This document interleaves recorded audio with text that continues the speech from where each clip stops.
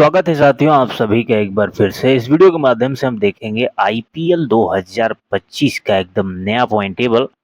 साथियों इस point table में कुछ टीमें अब पूरी तरीके से बाहर हो चुकी हैं, हम उनको भी देखने का प्रयास करेंगे और साथ ही साथ सबसे ज़्यादा अभी किसके चांसेस हैं प्लेऑफ में जाने का, उसको भी हम देखने का प्रयास करेंगे। कुछ टीमें ऐसी भी हैं जो 50% अभी चांसेस रख रही हैं, बाहर भी हो सकती हैं और प्लेऑफ में क्वालीफाई भी कर सकती हैं। इसको हम पूरी डिटेल में इस वीडियो के माध्यम से देखेंगे। लगभग आधे मैचेज हो चुके हैं, थोड़े ज़्यादा ही इस पूरे आईपीएल 2025 का देखा जाए तो, और अब यहाँ से लगभग ये साफ होता हुआ दिखाई दे रहा है कि कौन सी टीमें प्लेऑफ में जा सकती हैं। तो साथियों अगर हम इस पूरे पॉइंट टेबल में नंबर 1 टीम की अगर बात करें तो वो है गुजरात की टीम। गुजरात ने अभी तक कुल 7 मुकाबला खेला है और 7 मुकाबले खेलने के बाद यह टीम 5 मुकाबले को जीता है।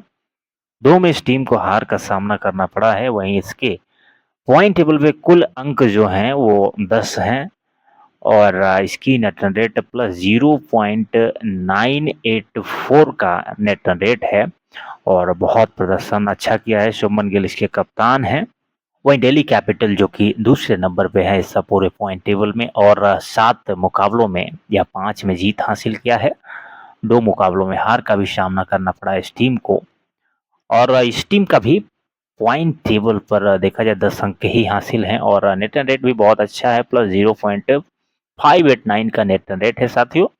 और ये जो 2 टीमें हैं ये बहुत लगभग 90% चांसेस हैं कि ये दोनों ही प्लेऑफ में क्वालिफाई करेंगी और वहाँ से अपने आप को फाइनल तक ले जा पाएंगी कि नहीं, ये अभी देखना बाकी है। लेकिन प्लेऑफ के लिए तो मैं आश्वस्त हूँ पूरी तरीके से।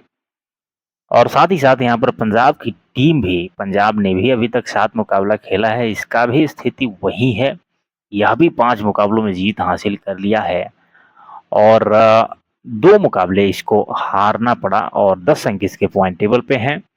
नेट रन रेट की बात की जाए तो पंजाब किंग्स की जो नेट रन रेट है वो प्लस 0.308 का है। साथियों कुल सभी जो टीमें हैं उनको 14 मुकाबले खेलने हैं और 14 मुकाबले खेलने के बाद अगर ये टीमें 7 या 8 मुकाबले जीतने में कामयाब हो पाती हैं तो अपने आप को प्लेऑफ में बड़ा ही आसानी से पहुंचाएंगी। लेकिन आप देखेंगे गुजरात हो, दिल्ली हो या पंजाब, ये तीनों ही टीमें अभी अपने आधे ही मुकाबले खेले हैं साथ-साथ और 5 मुकाबले को ये तीनों टीमें जीती हैं।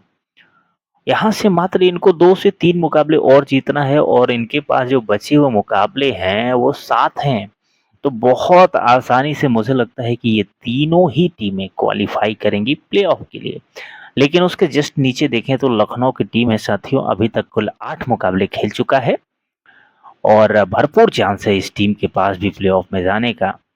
कुल 4 टीमें प्लेऑफ में जाएँगी साथियों और ये जो टॉप की 4 टीमें हैं बहुत ज़्यादा प्रबल चांसेस हैं इनके पास। गुजरात 8 मुकाबला खेलने के बाद 5 में जीत हासिल किया, 3 मैच में हार का सामना करना पड़ा, 10 अंक जुटा चुका है और इसके नेट रेट की बात की जाए तो प्लस 0.088 का नेट रन रेट है साथियों। और इसके बाद यहाँ पर आरसीबी की टीम जो कि अब 5वें नंबर पे चली गई है साथियों। हम बता दें कि जो टॉप 4 में रहेगा अपने पूरे 14 मुकाबले खेलने के बाद, वही टीम प्लेऑफ में क्वालीफाई करेगा। शुरुआत तो आरसीबी की बहुत शानदार हुई थी, ऐसा लग रहा था कि बड़े ही आसानी से प्लेऑफ में क्वालीफाई करेंगी, लेकिन अब यहाँ से जो आरसीबी की राह है थोड़ा कठिन होता हुआ दिखाई दे रहा है, क्योंकि 7 मुकाबले खेलने के बाद 4 में जीत मिली है और 3 मुकाबले को हार चुका है आरसीबी की टीम। प्लस 0.446 का इसका नेट रन रेट है। 8 अंक फिलहाल जुटा चुका है। प्लेऑफ में जाने के लिए यहाँ से और 8 अंकों की ज़रूरत है, यानी कि 4 मुकाबले और जीतना होगा और 7 मुकाबले इसके बचे हैं। जैसे कि अभी यहाँ तक ये 7 में से 4 जीता है, ठीक उसी प्रकार से आरसीबी की टीम को यहाँ बाकी के बचे हुए 7 मुकाबलों में से 4 मुकाबले और जीतना होगा। अभी भी बहुत चांसेस है, मैं कह सकता हूँ कि आरसीबी की टीम के पास। लेकिन अगर यहाँ से मुकाबले थोड़े ज़्यादा हारना शुरू किया और अगर देखा जाए यहाँ पर इसके जस्ट नीचे 6ठे नंबर और 7वें नंबर की जो टीमें हैं साथियों, यहाँ पर कोलकाता नाइट राइडर्स और मुंबई इंडियंस, ये दोनों ही टीमें 7-7 मुकाबले खेलने के बाद 3 मुकाबलों को जीते हैं और 4-4 मुकाबले में इन दोनों टीमों को हार का सामना करना पड़ा है। दोनों ही 6 अंक जुटाए हैं और अगर यहाँ से इनको प्लेऑफ में जगह बनाना है तो इनको बड़ा ही कठिन परिश्रम यहाँ से करना होगा, क्योंकि साथियों अब इनके जो देखा जाए तो 7 मुकाबले यहाँ से बचे हैं, लेकिन जो जीत है उसको काफ़ी ज़्यादा बढ़ाना पड़ेगा। कम से कम यहाँ से अभी इनको 5 मुकाबले जीतने होंगे। तो आप सोच सकते हैं कुल 7 मुकाबलों में अभी तक 3 ही जीता है, लेकिन बाकी के अब आने वाले जो 7 मुकाबले इनके होंगे, उसमें इन दोनों ही टीमों को 5-5 मुकाबले जीतने होंगे, तब जाकर के इनके और यहाँ से 10 अंक की प्राप्ति होगी और कुल इनके होंगे 14 मुकाबले खेलने के बाद 16 अंक पॉइंट टेबल में।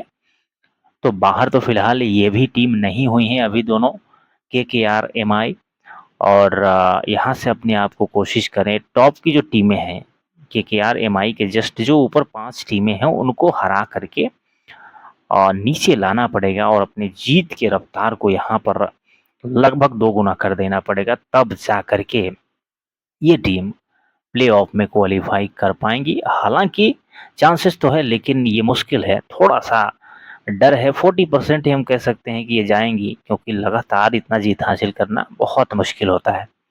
अब साथियों राजस्थान की हम बात करें, यह टीम 8 मुकाबला अभी तक खेला है और मात्र 2 मुकाबले में इसको जीत मिला है। यहाँ से अगर इस टीम को जीतना है, प्लेऑफ में जाना है, जीतने की तो बात है ही, तो इसको अभी यहाँ से कुल 6 मुकाबले जीतने होंगे और इसके पास जो बचे हुए मुकाबले हैं वही टोटल 6 हैं।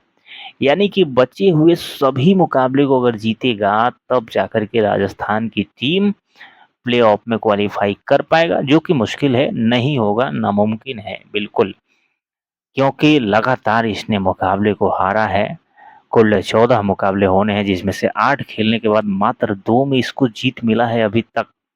तो बची हुई 6 मुकाबले में 6 का 6 मैच जीत पाना राजस्थान के लिए असंभव है, नहीं हो पाएगा। तो आप समझ सकते हैं राजस्थान की टीम पूरी तरीके से बाहर है। सनराइजर्स हैदराबाद की अगर बात करें साथियों, भले ही ये 9वें और 10वें नंबर पे दोनों टीमें सीएसके और सनराइजर्स हैं, लेकिन ये अभी 7-7 मुकाबले ही खेले हैं और जीत इनको 2 मुकाबलों में मिली है।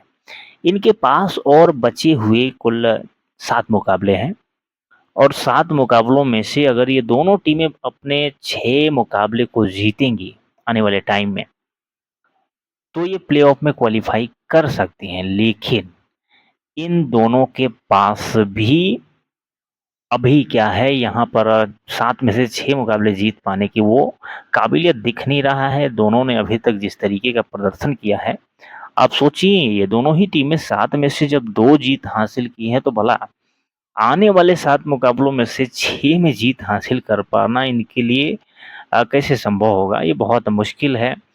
बस मैथमेटिकली एक देखा जाए तो ये टीमें बाहर अभी नहीं हुई हैं, लेकिन इनके जो आंकड़े हैं अभी तक का, जो जीत का प्रतिशत है, उससे तो साफ पता चलता है कि ये तीनों ही टीमें जो 8वें, 9वें और 10वें नंबर की हैं, राजस्थान, हैदराबाद और चेन्नई, ये तीनों टीमें बाहर हो चुकी हैं और इनके जस्ट ऊपर केकेआर, एमआई, ये 2 जो टीमें हैं, इनके पास कहा जाए तो अभी लगभग 50% का चांसेस है बचे हुए 7 मुकाबलों में 4 में जीत हासिल करना पड़ेगा। जबकि अगर देखा जाए 5वें नंबर की टीम आरसीबी है, ये भी आश्वस्त है, लेकिन अभी जिस तरीके का प्रदर्शन किया है, एकदम सेम उतना ही प्रदर्शन अगर कर पाता है, जीत उतना ही इसको हासिल करना पड़ेगा। बाकी के जो 7 मुकाबले बचे हैं, उनमें से 4 जीत हासिल करना पड़ेगा और अभी तक का जो हाल है, वो ऐसा ही है, 7 में से 4 जीता है।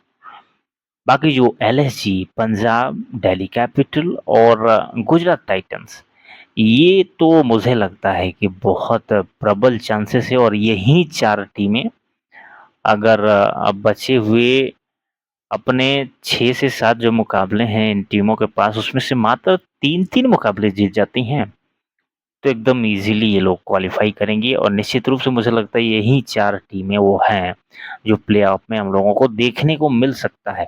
साथियों अगर इस पॉइंट टेबल को आप लोगों ने समझ पाया है तो एक लाइक कर दीजिए वीडियो को और चैनल को आपने अभी भी सब्सक्राइब नहीं किया है तो प्लीज़ कर लीजिएगा। धन्यवाद।